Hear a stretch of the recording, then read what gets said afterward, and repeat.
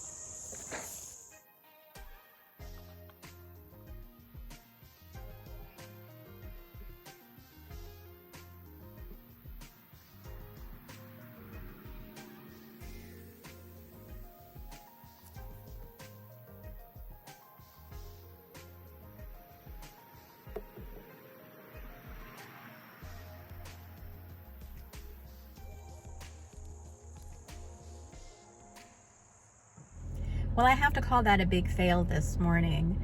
When I first came out here and I saw no activity in my beehive, I saw that big hornet, I think it is, laying there at the entrance and a dead bee.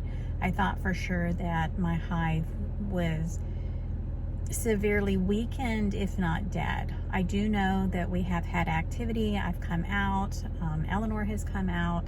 We've seen bees coming in and out, just not a whole lot. So I really was concerned that I may have had a dead hive. I really thought today was going to be a bad day for my beehive. I really expected to open it up and there be little to no bees left in the hive. Well, I was surprised when I took the lid off and all those bees were right there at the top of the entrance, which I know that I'm going to have to come back tonight and take that off so the bees can get in and out like they're supposed to. But seeing all those bees billowing up out of that hole, I panicked. I really did panic. I didn't have any gloves. I don't have my smoker. Yeah, I panicked. So the plan is to come back out here tonight at dusk and to open it back up, pull the water feeder out of it. I don't want that in there anymore. Put in a couple of more frames and just do a nice check of the beehive itself. This time I'll bring my smoker, I'll have my gloves, I'll be better prepared because apparently I have a really active and healthy hive and I could not be happier.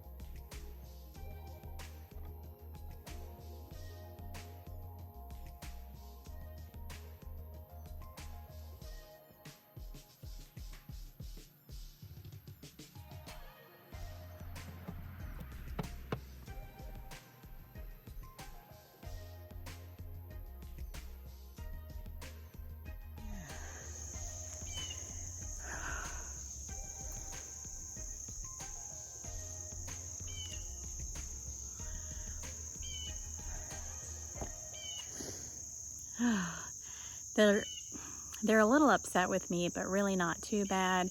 Getting out here first thing in the morning before the sun comes up is actually really good for me. They're pretty docile. They really didn't come after me. There's a few flying around, but I'm good with that. I put 2 more frames in the bottom part and then put the top part back on. It looks like it's a pretty strong hive, but when I got down into the bottom, I actually expected to be that all the frames were full, but there were still some frames that were not. The queen looks like she's working pretty hard. There is a lot of bees in there. They've got plenty of room to grow here in the next couple of months. Let's see, it's September. Yeah, they've got 2 more months. We actually have less than a month, really, if I think about it, before it starts to get really cold.